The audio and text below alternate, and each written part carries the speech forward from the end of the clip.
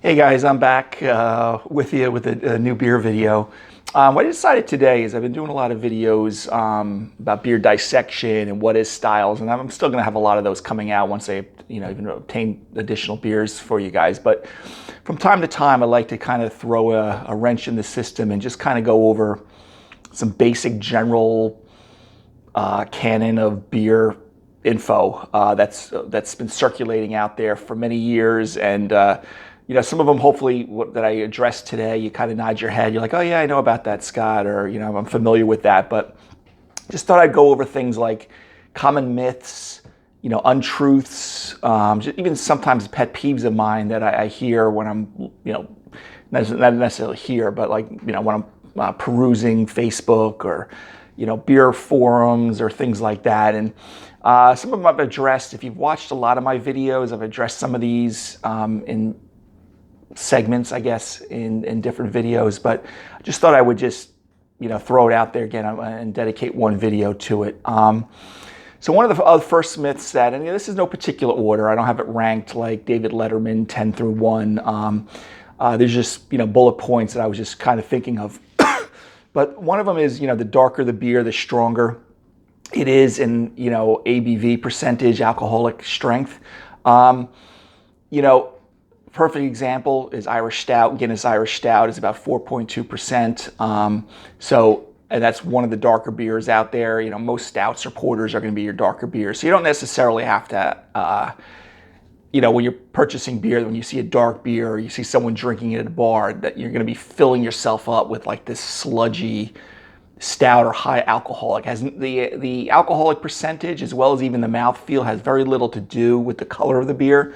A lot of that has to do with how much grain was used, how much of that wort, which is that thick syrup that is the fermentable sugars for the yeast, is in the beer. That's really, so you can have a light beer like a Belgian beer and I've mentioned these in my videos, Belgian Golden Strong, which is roughly 8 to 12% alcohol, but it's clearer than most beers, other than maybe matching like your Budweiser, but it has a higher alcoholic percentage. But then, like I said, you have a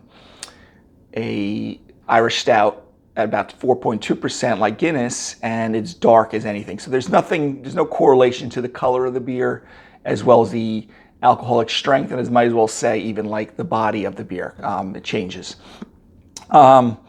So also the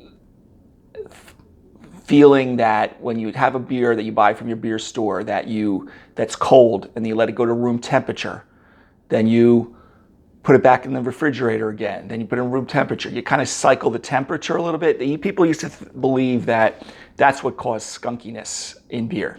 Has nothing to do with it. Listen, the longer you can keep the beer at refrigerated temperatures, ballpark 38 to 40 something degrees, it's gonna decrease the chance of it being oxidized or aged too quickly, especially those styles that you don't want to age too much. But by just doing that, that's not going to skunk the beer, make the beer bad. A few minor little fluctuations in there. The longer you can keep it at a cooler storage, whether it's in your basement or a cold, as long as that's summertime in your garage, things like that, it's going to do the best things for the beer. But skunkiness comes, and I've addressed this in one video, from the sunlight or UV light hitting certain hops, creating 3-MBT, 3-methylbutylthiol, which is the skunky character that we smell in beer. And so it's really sunlight that's going to cause it. It has nothing to do with the temperature fluctuations. However, it's better to keep it at a colder temperature over a long period of time. Then that old adage, the next one is, ice cold beer is the best thing for beer. Not necessarily. Serving temperatures of beer, it's personal preference, for the most part. However, the colder, the lighter style of the beer, typically lower alcoholic percentage. A lot of times you'll serve it a little colder, like 44, 45 degrees, maybe even as low as 42 if it's something like an American light lager. And usually the darker the beers, like imperial stouts, porters, things like that, you may want it served a little bit warmer. Wee heavies, things like that.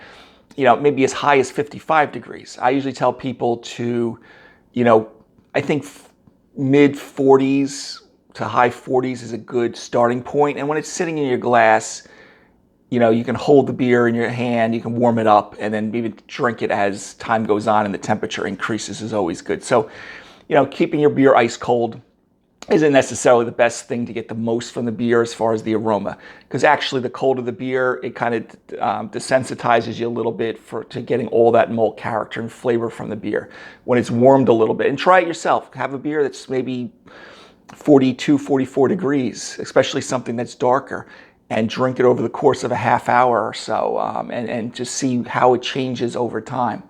So you don't necessarily have to do that.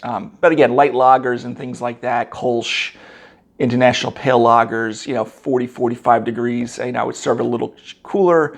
And then something like darker, maybe closer to 50, 52, 55 degrees. But again, it's always personal preference too. Another thing is a lot of times people think the brewing process for these beers are all the same. You know, whether you're dealing with a Flanders Red or a Stout or a Kolsch, they all change. When you're looking at all the beers on your shelf, I'm not going to go through every brewing technique, but some things just to throw terms out at you. Sometimes the fermentation temperatures are different on these beers. Sometimes there's different grains being used. There's different, they can have the same grist bill, which is all the grain. It's like kind of the ingredient list for the beer, and change the yeast, and that changes the beer completely. The hopping will be changed and sometimes change a beer. And I've done this with home brewing, that you kind of have the same grist, which is your grains, or malt extract if you're using that, if you're doing partial mash brewing, that and just change the yeast, or just change the hops, or change the hopping schedule, and it changes the beer. So not all beers change that. Something like a Doppelbock in Germany, they do a thing called decoction, which is, as they're doing the mash, they pull some of the mash out. The mash is the grains with the hot liquid, and then boil it, and then throw it back in. And they did that a lot of times back in the day because they didn't have all the controlled heat. They were doing, sometimes they were boiling things over a fire. So they had to do decoction and things like that in the beginning of time. So, you know, not all beer has the same process. However, if you have a particular brand, a lot of times if they're trying to reproduce the same beer, they will try to make the beer the same way every time. And that's going to get to a bullet point that I have here coming up about that. The other one, the next one is bottles are better than cans, which, again, if you've seen a couple of my other videos, I've talked about that. Cans are like mini kegs, and it keeps the sunlight out, and the packaging is safe. And again, main point is keeping, you know, sunlight out. And cans are not like they were back in probably the 60s, 70s, and 80s. You know, when I was a, you know, early college student, you know, it was like, oh, don't get a can, you know, get the bottle. But in most cases, cans will protect the beer. And I've done a video on packaging and things like that. So not necessarily. It just depends. But again, remember, you want to avoid those clear and green bottles at all, the best as you can. But, you know, cans are definitely have come a long way. The other thing that's more of a kind of a pet peeve of mine is someone that's either at a microbrewery or they have a can from one of the local places, and they don't like the beer, you know, which is fine. You're entitled to that. You don't like the style of beer, you don't like the beer. But then immediately there's this bias that the beer is bad, it wasn't brewed properly, the brewery is horrible, not going back there, they don't make any good beers. Now again, you know, there's a lot of wiggle room there and subjectivity to it on, you know, what's the person's experience to a particular style. But just because you have a bad tasting beer that you think is bad tasting, just maybe pull back on, you know, going on Untapped or bashing them on people on Yelp or things like that, because maybe it actually was brewed perfect to style. Or they brew 15 other beers, you just don't like one. You know, keep that in mind. I may do a video on certain off flavors. I mean, there are times that things, you know, not all brewers brew beer perfectly. I'm a home brewer myself. I can't say every single beer I've made has come out exactly the way I wanted. But again, I'm not selling it to the general public and have a business based around it.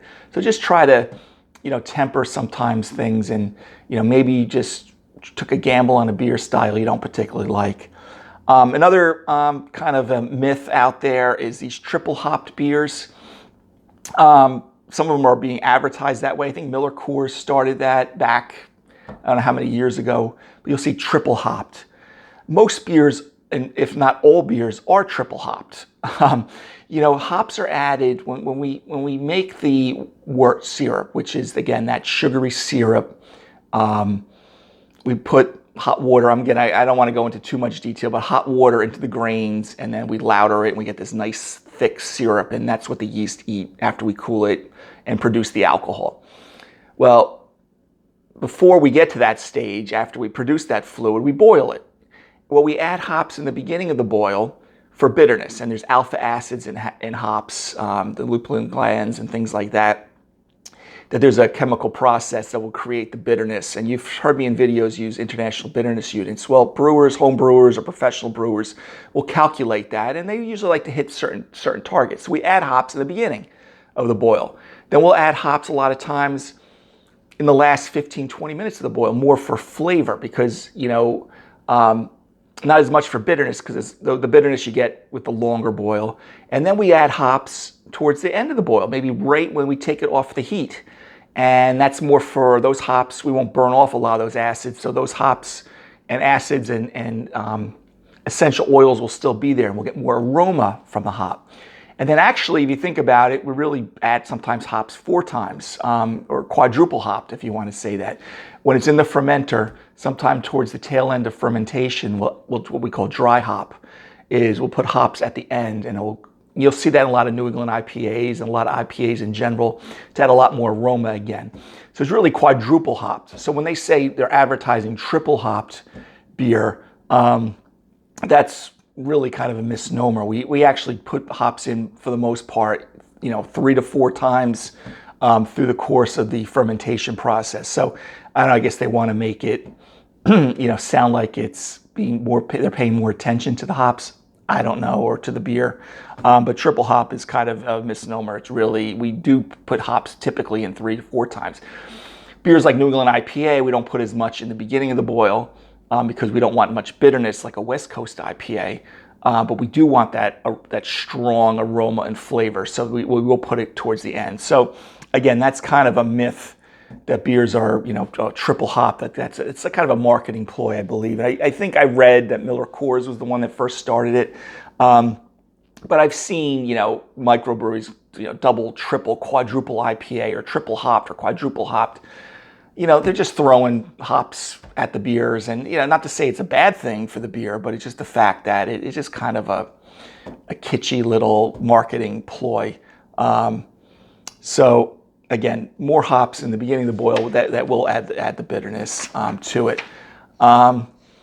Kind of while we're talking about hops is, bitter beer is bad beer. Remember in the 80s, I think it was Keystone Light or Keystone Beer, they had the bitter beer face. They had the guy doing some crazy thing with his face because he was puckering. I think it was in the late 80s, maybe, give or take. So bitter beer isn't bad beer. We just talked about hops added in the beginning of the boil, especially for about 60 minutes. It utilizes those alpha acids in the hops, creating the bitterness. So you want some bitterness. Some beer styles, if you didn't have bitterness in there, like I mentioned West Coast IPA a couple of times, those beers, you want them to have some bitterness to it. If you didn't have bitterness in the West Coast IPA, it's just not really true to style. Versus, say, New England IPA, which, again, strong bitterness or assertive bitterness is not, or pronounced bitterness is not what we want in that style. We want more flavor and aroma hops. So, that's just an example of that. You don't want that much bitterness to it. So it just depends on the style of beer. So bitter beer itself isn't necessarily bad. So if someone says, oh, I got this beer, it's got some pronounced bitterness, or my video's assertive bitterness, that's not necessarily a bad thing, even though if your mindset is still back in the 80s from those commercials, they were quite funny.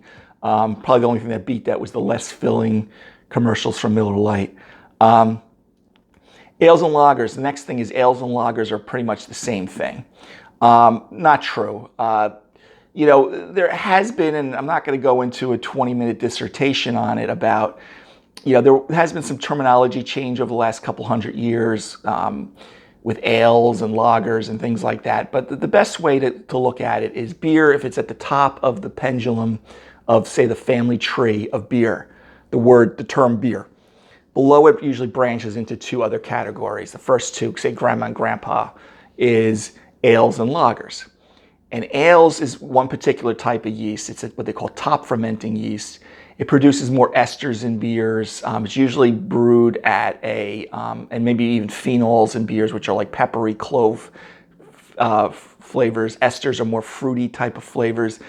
And also, it's usually brewed at warmer temperatures, usually like, anywhere from as low as 50, 55 degrees, but a lot of times more 60 to as high as 74 degrees.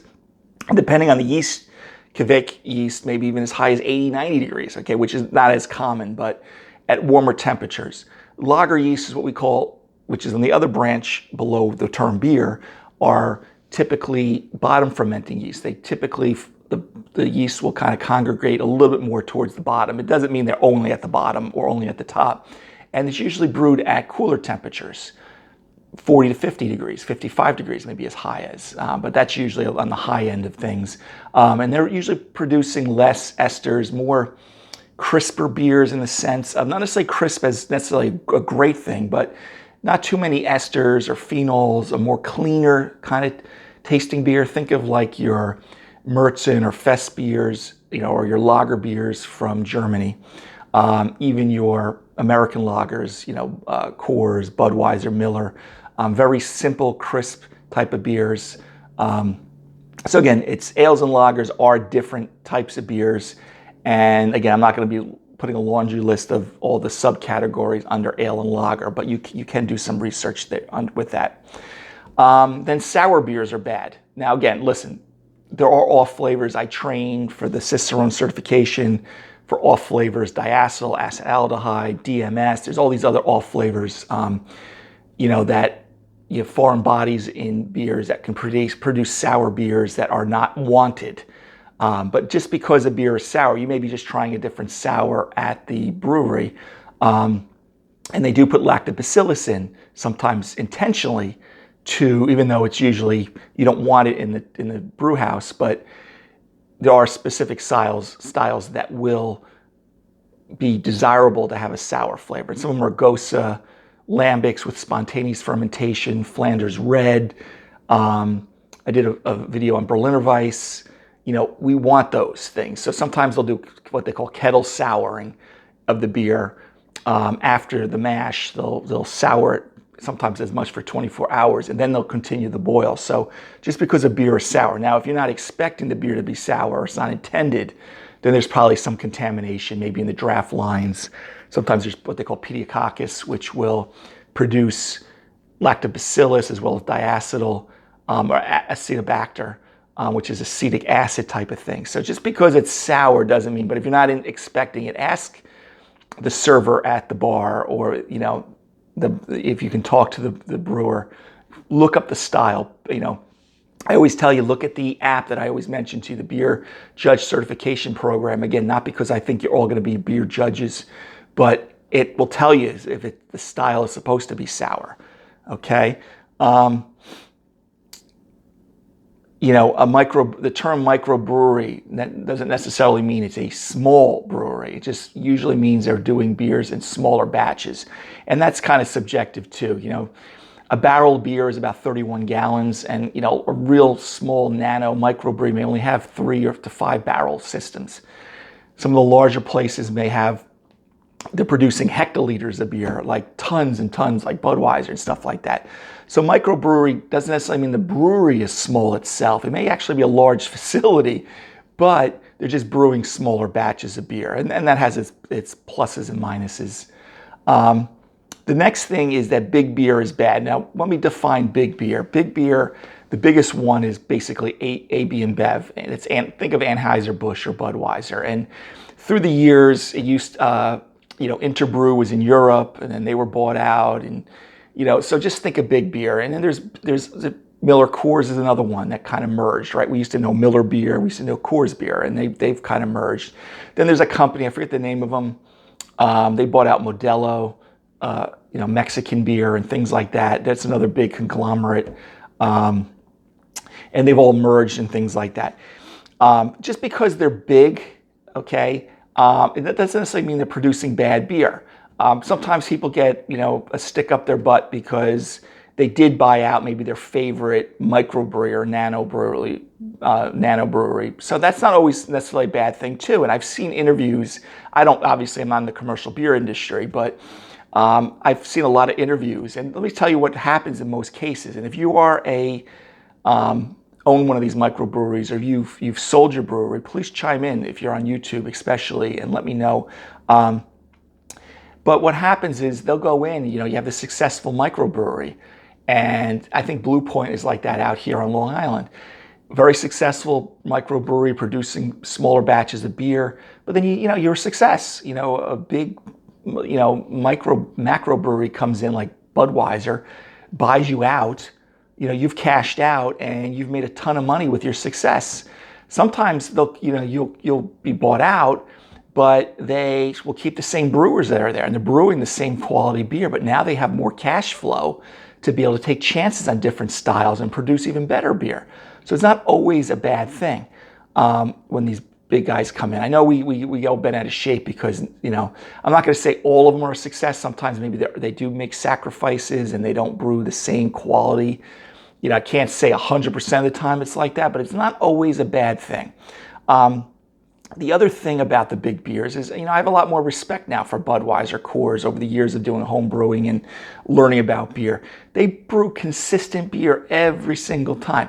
Whether you like it or not, whether you like Budweiser, you like Coors, whatever, they can go in there. I know they're probably more computer generated. They can produce that same beer all the time. Being a home brewer, even I know when I drink beer from local microbreweries around here, different batches aren't the same every single time. I've had beers for one place 2 years ago that were sweeter or cloying, and then I had the same beer 2 weeks ago, and it just tastes different.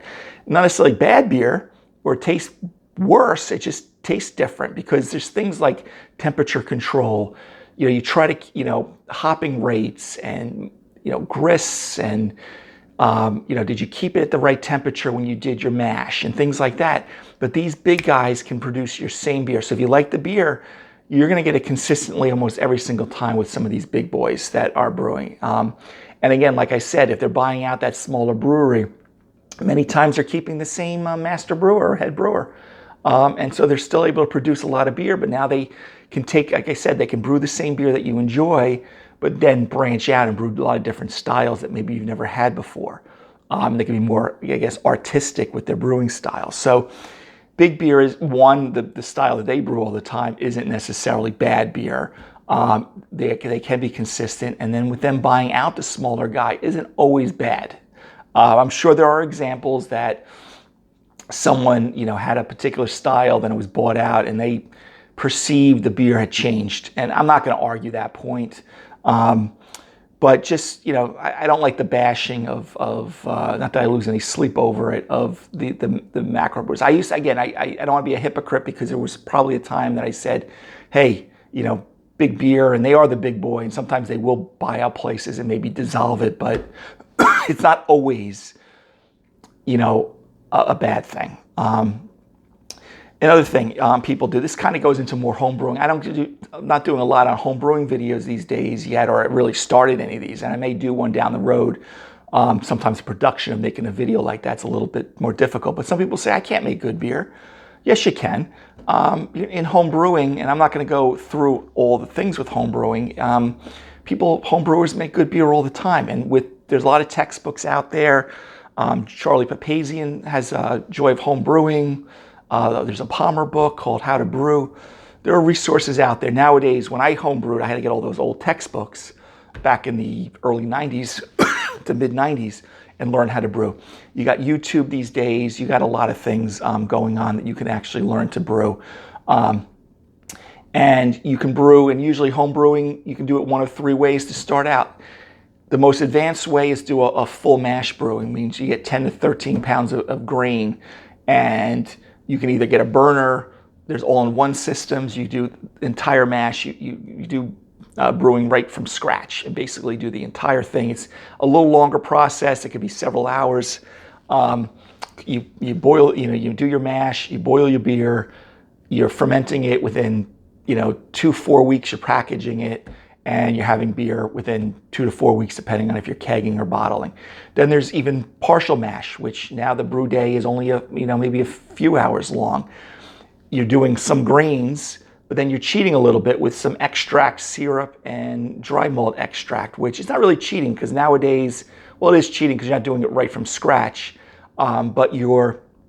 which is how I brew a lot of batches, because you can get really high quality dry malt extract, and now your brew day now is cut down by a couple hours. Then there's even extract brewing, which you're not even using any grains, maybe a little bit of specialty grains that give color and some flavor, and you're using almost all extract or all dry or liquid extract, and you can make quality beers. A lot of people do, and I've done that for many years myself. And you make very good beers if you have good sanitation practices and good hopping protocols and boiling and fermentation control. So yes, you can make your own beer and not buy those, what do they call that? There was like the beer, it was just like one container, you just added water and yeast to it, and you would make beer just this one simple container. But for a small investment to a larger investment, you can make great beer. For about $100, $200, you could probably make good quality beer. So that's not true, okay? You can make good beers being a home brewer. You can always message me. I've been home brewing on and off for 24 years, 25 years, whatever the time's been. Most people have enjoyed my beer. For all the years I've made it, I can't even brew as much anymore these days. But you can brew yourself, and I'd be more than happy to help you out. So guys, these are just some things, like I said, some of these were just kind of myths, untruths, whatever you want to say it, or just even pet peeves of mine that I hear, through my time of not even just over the last month or so of doing videos like this, that just aren't true. And some things were true, and I have hinted on in some of my videos, but so hopefully that clears up a few things with you. You may hopefully not shook your head many times like, oh yeah, I've heard this before, or I knew that, Scott. That's great too. But sometimes I just get these things that come to my head that I just want to revisit to make sure that these myths are not being perpetuated down the road further on. So anyway, guys, this is kind of a little different type of video that I've done, even though I have done ones like this before, a top 10 list. But I will get, I have other what is styles and beer dissection videos, analysis videos forthcoming. All right, guys, have a great day. I'll see you guys soon. Take care.